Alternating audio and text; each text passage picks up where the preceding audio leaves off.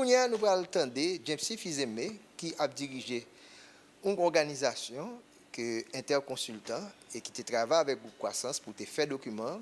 Et James va présenter nous exactement le résultat de document ça qui peut permettre, même si nous pas en dedans, mais pour nous connaître comment que c'est en équipe pour nous travailler pour que cacao nous exporter pas seulement de manière brute, mais pour nous capable de vendre sur le marché international là bien et pour payer à rentrer plus comme c'est le troisième produit d'exportation pays. Donc on regarde comment on est capable de supporter, on va j'arrête pour ça.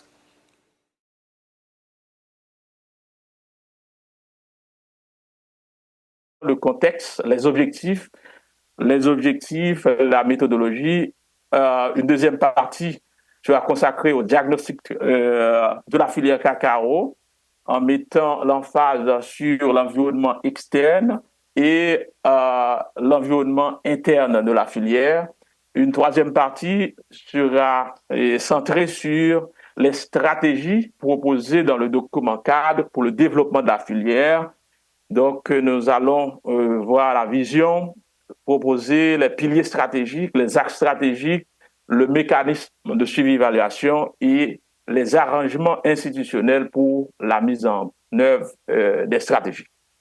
Donc, tout d'abord, passons à la première partie, l'introduction, et comme élément de contexte mondial de la filière cacao, nous avons noté qu'il y a un intérêt grandissant pour le cacao dans le monde. La demande pour les produits à base de cacao n'a pas cessé d'augmenter pendant les dernières années et passant de 3,2 millions de tonnes métriques en 2004 et à 4 millions de tonnes métriques en 2012. Nous n'avons pas pu obtenir des statistiques très récentes, mais les données que nous avons collectées nous ont montré qu'il y a vraiment une demande élevée pour les produits à base de cacao. Et c'est un marché mondial qui est en moyenne de 10 milliards de dollars américains par année. Un autre élément de contexte, mais au niveau national, c'est que, comme vous le savez bien, le cacao, c'est l'une des exportations historiques d'Haïti et ça représente 60% des revenus des producteurs, des gens qui sont impliqués dans la production. Et le cacao, du point de vue environnemental, fait partie d'un système d'agroforesterie, ce que nous appelons le jardin créole, qui est composé d'espèces vivrières et d'arbres fruitiers et forestiers. Donc, le cacao joue un très grand rôle dans la protection des bassins versants dans le pays. Mais nous avons noté qu'il y a une crise chronique dans la filière depuis plusieurs décennies et c'est pour cette raison que la production de cacao diminue et il y a une régression des surfaces emblavées conduisant à une diminution de la production. Et donc, et en termes de contexte national aussi, en dépit des problèmes, nous avons un fort potentiel. Comme Christin Farah l'a bien dit, il y a des avantages compétitifs pour une production de cacao de haut de gamme en Haïti, et notamment en raison des variétés que nous avons, les variétés criollo et trinitario que nous pratiquons en Haïti. Et c'est dans cette perspective que les acteurs de la filière ont collaboré avec l'Institut national du café haïtien, l'INCA, afin de doter cette filière d'un cadre stratégique pour la gouvernance et le développement de la filière cacao. Et vraiment, nous sommes très contents de voir aujourd'hui que tous les acteurs qui ont participé dans ce processus d'élaboration du cadre stratégique sont là et ce matin et pour participer à la restitution finale. Donc, l'objectif du cadre stratégique, c'était de faciliter un développement efficace et inclusif en vue de la relance durable de la filière cacao en Haïti dans un contexte mondial favorable et à travers la mise en place d'un cadre d'orientation stratégique. Donc, c'est une opportunité unique pour le pays pour vraiment relancer cette filière et qui peut générer beaucoup de devises et permettant d'améliorer la croissance économique et notamment les revenus pour les gens qui sont impliqués dans cette filière, notamment les producteurs de cacao. Donc ça, c'était le contexte. Maintenant, en termes de méthodologie, je ne vais pas m'attarder sur la méthodologie que nous avons utilisée parce que Christine Farrell a bien présenté la méthodologie qui a été utilisée. Donc, je vais dire seulement que c'était un processus participatif qui a impliqué tous les acteurs et de la filière, que ce soit les coopératives cacaoyères, que ce soit les entreprises qui transforment et qui exportent le cacao, des producteurs et le ministère de l'Agriculture, l'INCA, les ONG, des bailleurs de fonds. C'était un processus largement participatif et aussi agile, c'est-à-dire il y a eu des allers-retours à travers des ateliers de travail pour vraiment s'assurer que les informations collectées étaient correctes. Donc, et ce processus s'est étalé sur plusieurs années, a commencé en avril 2022 et pour vraiment terminer en décembre 2023. Et aujourd'hui, nous avons un draft de document cadre et je vais vraiment vous présenter les éléments de ce document cadre. Donc, cela m'amène à la deuxième partie du document cadre et le diagnostic de la filière. Donc, tout d'abord, le premier élément de ce diagnostic, c'est l'analyse de l'environnement externe de la filière. L'environnement externe est très important parce que ça affecte l'environnement interne. Donc, le premier élément que nous avons regardé, c'est la production et la situation mondiale de la filière. Donc, et comme vous le savez, il y a deux facteurs principaux qui affectent l'offre de cacao au niveau mondial, à court et à moyen terme. Il y a la zone de plantation, c'est-à-dire l'agroécologie, parce qu'on ne peut pas produire le cacao dans n'importe quelle zone. Donc, c'est une plante qui demande une altitude moyenne de 400 mètres et aussi une pluviométrie entre 1000 à 3000 millimètres. Donc, ça, c'est l'agroécologie et aussi il y a les rendements des arbustes. Donc, nous avons noté que les variétés hybrides produisent plus que les autres variétés. Donc, il y a trois variétés qui sont cultivées à travers le monde, le Criollo, la variété Forastero et Trinitario. Donc, en Haïti, nous avons surtout Criollo et Trinitario qui sont cultivés. Et du point de vue de cartographie du cacao à travers le monde, donc c'est l'Afrique qui produit le plus de cacao. Près de 70% de la production mondiale est produite par l'Afrique. Ensuite, il y a l'Amérique latine qui produit 15% et l'Asie produit le reste. Deuxième élément du diagnostic, c'est le positionnement d'Haïti par rapport à la production mondiale du cacao. Donc, il y a une grande discussion par rapport à la production d'Haïti, mais selon les statistiques, cette production varie entre 5 000 et 14 000 tonnes par année. Et nous sommes placés en 17e position sur le plan mondial. Donc, nous avons des efforts à faire pour pouvoir être mieux placés sur le plan mondial compte tenu des potentialités que nous avons. Et du point de vue d'évolution, donc, comme vous le savez et comme le questionnaire l'a dit, le cacao représente la troisième denrée d'exportation en Haïti après le vétiver et la mangue.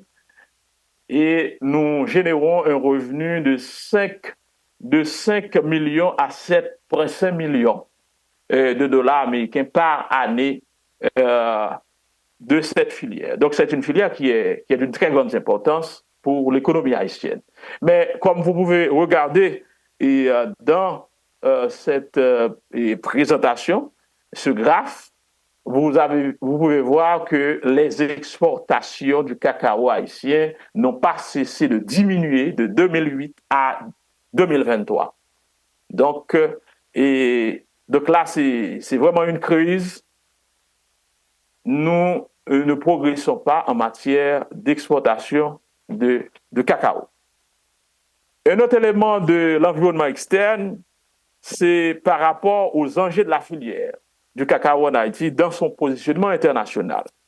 Donc, il y a 3 éléments que nous avons considérés. Tout d'abord, la reconnaissance de la bonne qualité du cacao haïtien sur les marchés de niche et d'autres grands marchés plus rémunérateurs.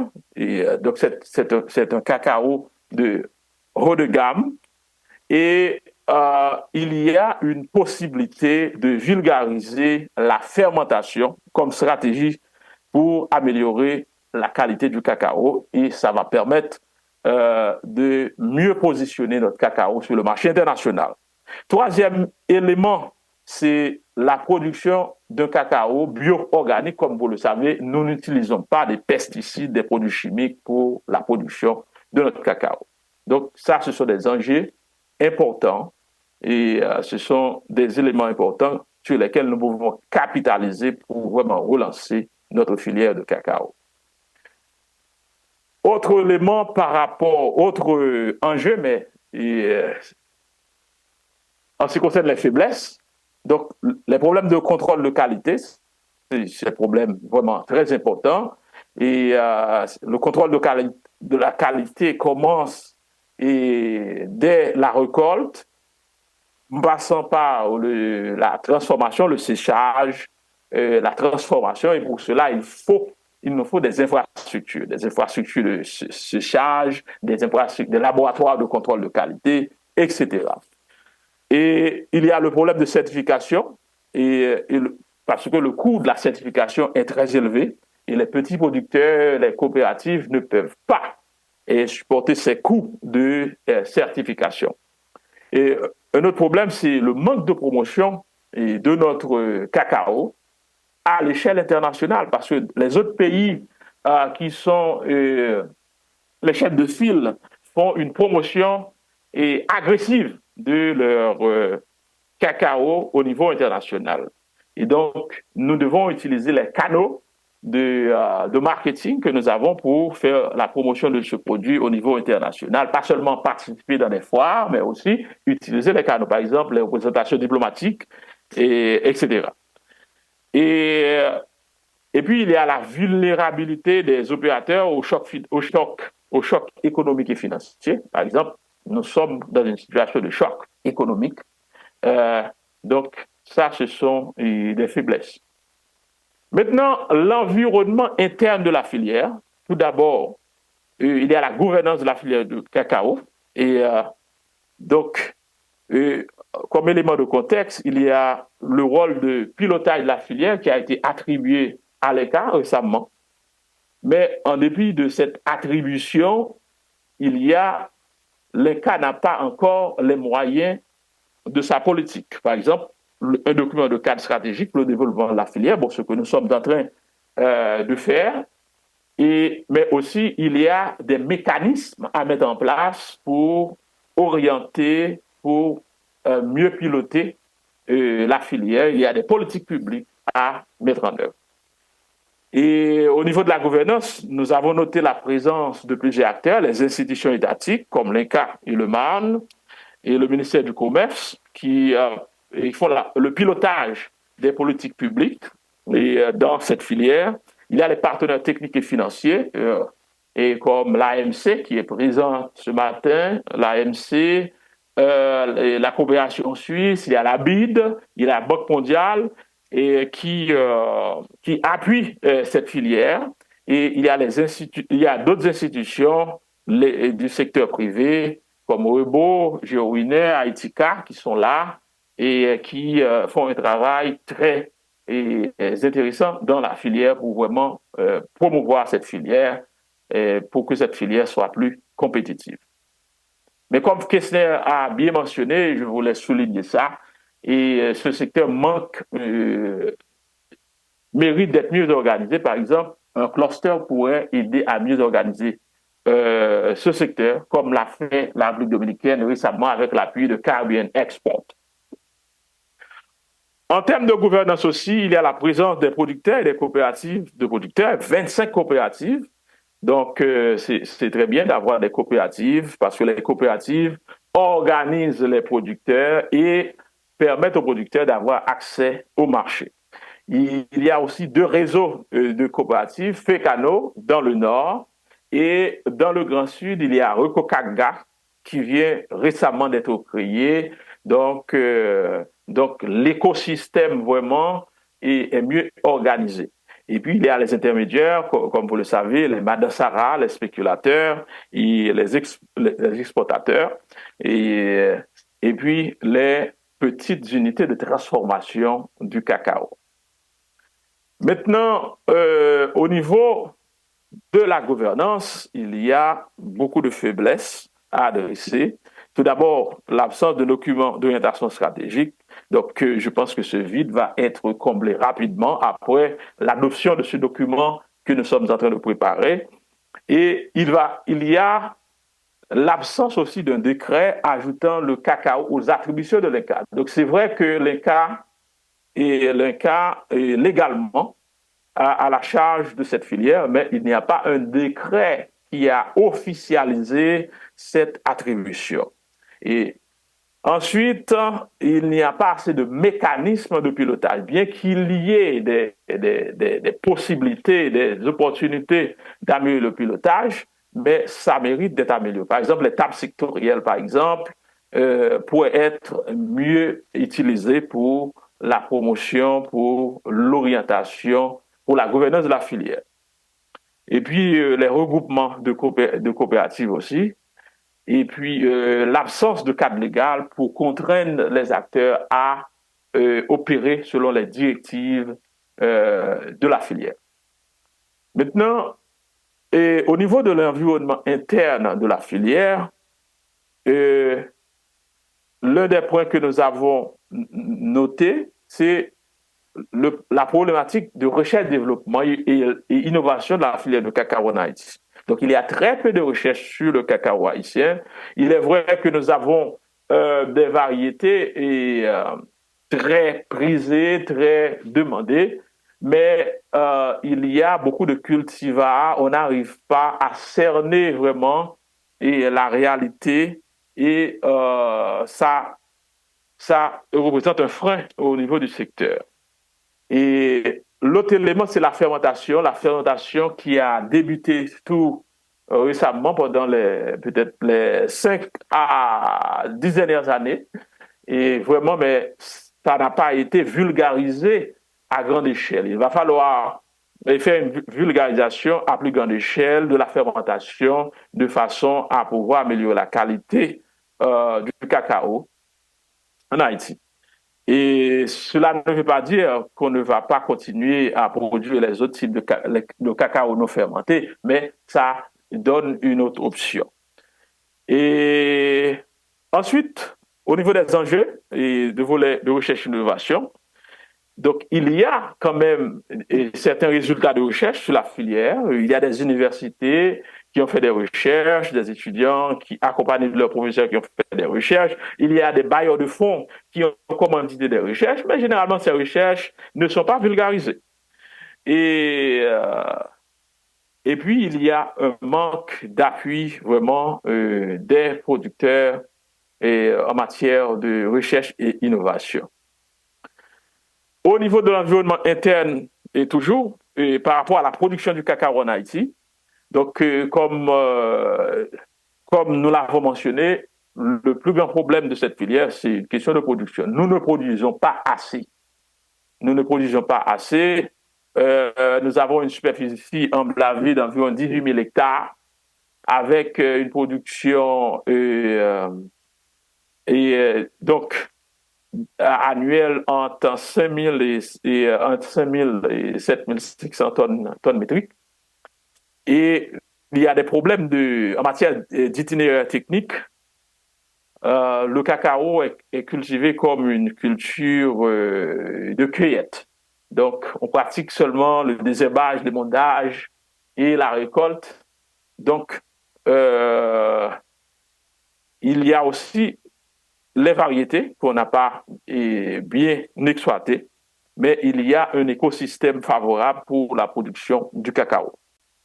Au niveau du traitement, la transformation du cacao haïtien, les principaux enjeux, c'est l'existence d'unités locales de production de chocolat et d'autres produits dérivés. Nous avons parlé, nous avons vraiment, il y a vraiment un grand effort qui a été fait pour vraiment transformer le cacao et présenter ça sous des labels vraiment intéressants. Macaya, Haïtika, Chocolacaille. J'ai distribué beaucoup de chocolat que j'ai acheté en Haïti à des Haïtiens vivant à l'étranger. Je pense vraiment, et ils ont vraiment apprécié le chocolat, la présentation du chocolat, la manière que ça a été présenté. Donc, il y a des efforts qui ont été réalisés et ça va permettre d'exploiter certains segments de marché de niche au niveau international. Mais le problème de contrôle de qualité est un problème majeur. Il n'y a pas assez de laboratoires et pour faire le contrôle de qualité, dans les régions, il n'y a presque pratiquement pas de laboratoire et de contrôle de qualité. Et il manque de matériel de transformation adapté au niveau en Haïti. Quand on a besoin de ce matériel, il faut aller à l'étranger. Ça prend beaucoup de temps pour importer ce matériel. Et donc, il y a beaucoup à faire pour mieux transformer le cacao. Maintenant, au niveau du marketing, et ce que nous avons noté, et c'est un produit qui est majoritairement tourné vers l'exportation. Je crois plus de 70% du cacao que nous produisons est exporté à l'étranger, et surtout en Amérique du Nord. Et il y a une crainte en matière de changement de réglementation au niveau international pour les producteurs. Et par exemple, la déforestation importée, Haïti va devoir s'adapter, ajuster son modèle d'affaires pour pouvoir mieux exporter, pouvoir continuer à exporter le cacao vers le marché européen de l'Union européenne. Mais, situation du marketing, encore les principaux enjeux, c'est le non-respect de certaines exigences des différents marchés par les producteurs. Et assez souvent, les producteurs ne connaissent pas les exigences de ces marchés. Le problème de qualité, comme de contrôle de qualité, les petits producteurs ne sont pas bien imbus de toutes les dimensions de la qualité. Donc, il va falloir faire des formations pour eux, leur donner de l'assistance technique à ce niveau. Et il y a l'incapacité des coopératives à payer les certifications. Les certifications coûtent cher, certifications biologiques, certifications fair trade, etc. Et puis, il y a la précarité des mécanismes de stockage et de conservation et le problème d'accès au niveau des zones de production. Et ensuite, possibilité d'améliorer la connaissance de la technique de fermentation et les meilleures techniques d'aromatisation, etc. Donc, tout ça, ce sont des enjeux qui conditionnent un meilleur positionnement de notre cacao sur les marchés internationaux. Maintenant, nous avons présenté le diagnostic, l'environnement externe, c'est-à-dire l'environnement qui affecte les activités des différents opérateurs et l'environnement interne, ce que font les opérateurs et dans la filière. Maintenant, sur la base de ce diagnostic, le groupe Croissance est un consultant et avec l'appui de AVSF, nous avons et aussi des informations que nous avons collectées avec tous les acteurs que nous avons consultés. Nous avons proposé cette vision du secteur, la vision du secteur pour les prochaines années et pour les 5 prochaines, les 10 prochaines années. C'est une filière compétitive qui génère des revenus accrus et agit comme levier de création d'emplois décents et de restauration des bassins versants. Donc, il y a vraiment une dimension économique, mais aussi une dimension de durabilité, parce que le cacao, c'est un levier pour la protection de notre environnement. Donc ça, c'est la vision pour les prochaines années, la vision du cadre stratégique. Maintenant, l'objectif général de ce cadre, c'est de contribuer au développement de la gouvernance de la filière cacao haïtienne de manière durable afin d'augmenter les revenus des acteurs impliqués et de renforcer la sécurité alimentaire des producteurs. Donc, notamment, nous ciblons les petits producteurs de cacao. Et pour vraiment atteindre cet objectif général, il y a deux piliers stratégiques que nous avons développés. Tout d'abord, le développement de la filière et la gouvernance de la filière. Donc, pour chaque pilier, il y a trois axes stratégiques. Pour le pilier développement de la filière de cacao, et le premier axe, c'est l'augmentation de la production et de la productivité. Ça, il n'y a pas à en sortir de là. Nous devons produire plus. Nous devons augmenter les superficies emblavées. Le deuxième axe, c'est l'amélioration de la qualité du cacao. Et le troisième axe, c'est une meilleure exploitation des marchés de niche et locaux. Nous avons déjà des marchés de niche, nous devons mieux les exploiter et aussi avoir de nouveaux marchés de niche, surtout au niveau international. Maintenant, le deuxième pilier, c'est la gouvernance de la filière. Et il y a l'axe stratégique numéro 4, c'est la consolidation et le renforcement des coopératives locales.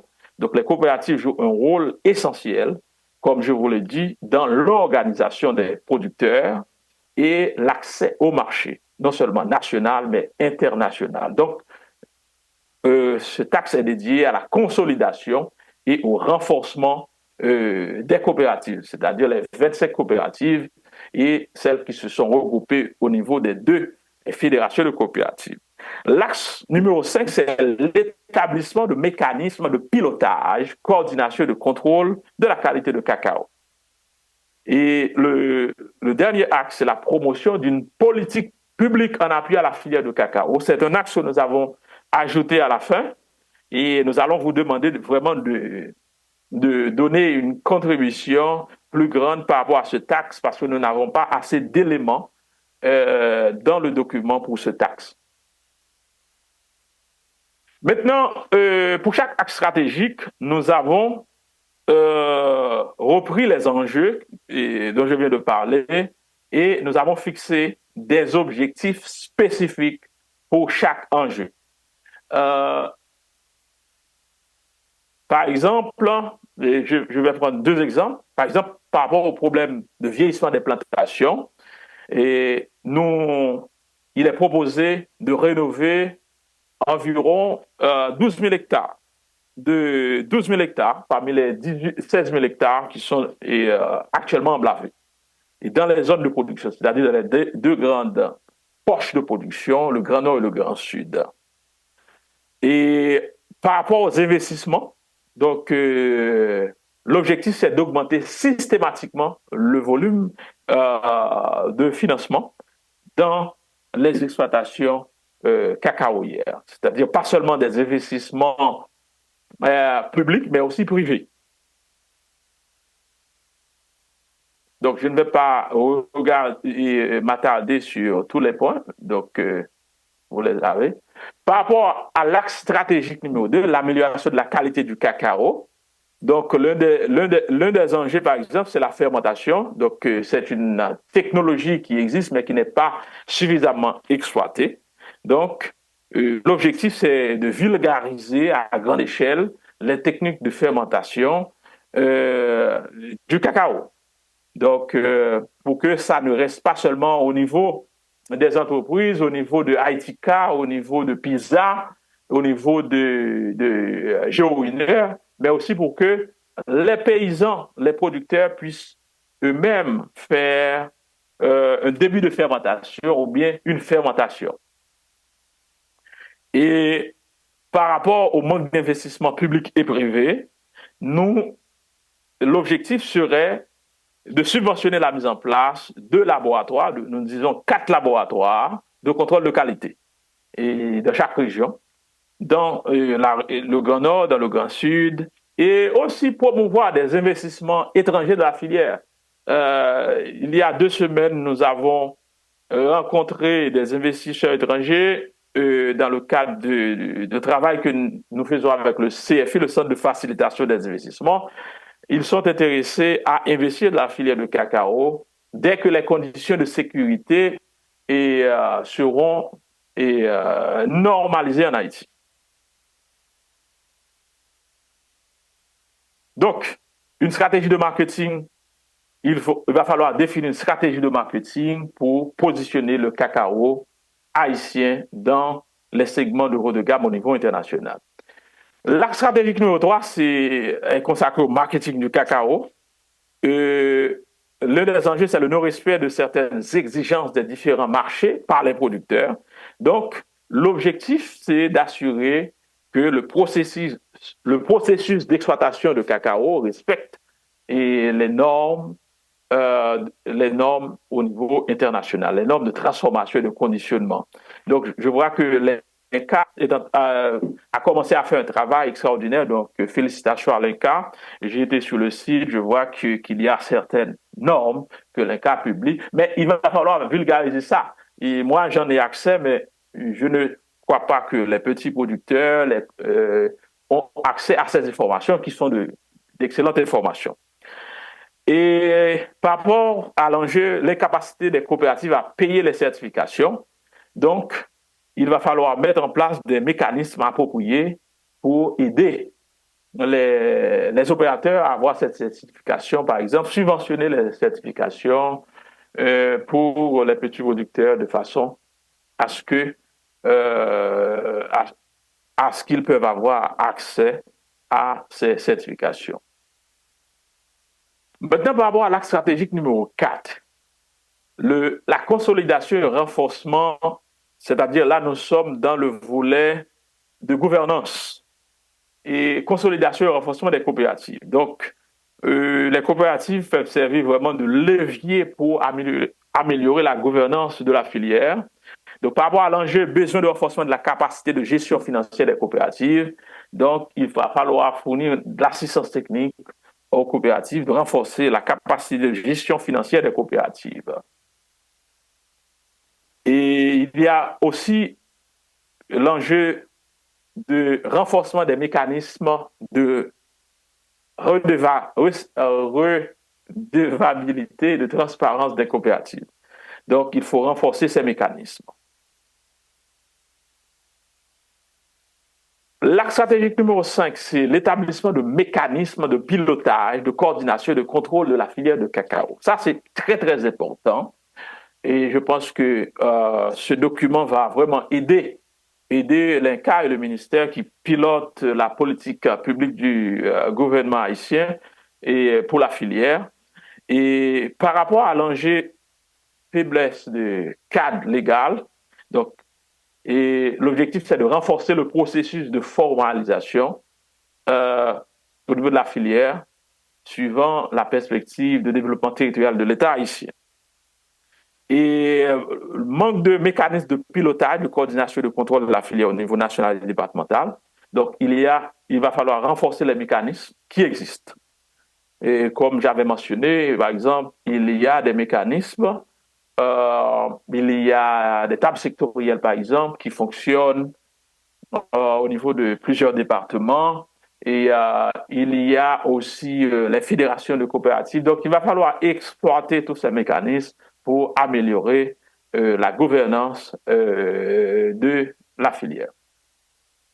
Maintenant, pour que cette stratégie que nous avons présentée, nous avons présenté deux piliers, le pilier de développement de la filière et le pilier d'amélioration de la gouvernance, et qui comporte 6 axes. Donc, nous avons 6 axes stratégiques pour pouvoir mettre en œuvre ce dispositif, il y a des arrangements institutionnels à faire. Tout d'abord, il va falloir faire un comité interministériel et portant notamment sur le cacao. Et donc, c'est ce comité interministériel qui va vraiment piloter la mise en œuvre des politiques publiques pour la filière. Au niveau de l'INCA aussi, il va falloir donner à l'INCA les moyens de sa politique. C'est-à-dire pas seulement ce document cadre, mais aussi aider à l'INCA d'avoir du financement, d'avoir de l'expertise pour piloter, pour remplir sa mission. Et une cellule de cacao au niveau départemental, dans les zones de production, et des groupes thématiques, et un instrument important pour cette filière, c'est la mise en place d'un observatoire de suivi-évaluation et d'apprentissage du cadre stratégique. Et nous avons proposé aussi des indicateurs pour pouvoir suivre l'évolution de la mise en œuvre du cadre stratégique. Et aussi, nous proposons des groupes thématiques sur la filière, des groupes thématiques de réflexion, etc. Et mieux impliquer les structures déconcentrées du ministère, c'est-à-dire les directions départementales agricoles et les BAC dans la mise en place du cadre stratégique. Et là, ça, c'est ce schéma résume le cadre institutionnel proposé par le groupe Croissance et Interconsultant et AVSF et de concert avec l'INCA pour la mise en œuvre de cette stratégie. Nous espérons que l'émission était pleine. En fait, je vais vous montrer nous l'effort que Haïti fait ces jours-ci, là, fait cacao, nous avons regardé cacao, eh bien, Haïti commence à mettre au pas. Et nous avons crédit à Haïtika. Ils ont participé dans plusieurs événements, que ce soit à Paris, Canada, pour regarder comment ils sont capables de mettre Haïti dans une belle image au niveau international. Là, vraiment, c'est un bagage de qualité, qui ne gagne rien pour l'envier. Et si nous regardons les packaging, parce que ce n'est pas produit seulement important, non? Il faut garder qualité produit à tout. Pendant ce temps, je vais faire un petit vicieux, tout, pas vrai? On va regarder ça quand même. Nous voyons tout ça qui gagne de manière professionnelle. Je ne connais aller dans le supermarché, j'ai un bon là, donc ça a passé au niveau du marché international sans aucun problème. Respect, encouragement à Haïtika, nous avons besoin de compétition, nous avons besoin de concurrence sur le marché, nous avons plus d'entreprises dans le domaine ça, parce que ça va permettre de nous entrer plus comme au niveau du marché. C'est un grand plaisir que nous avons émission Investir pour nous. À la semaine prochaine.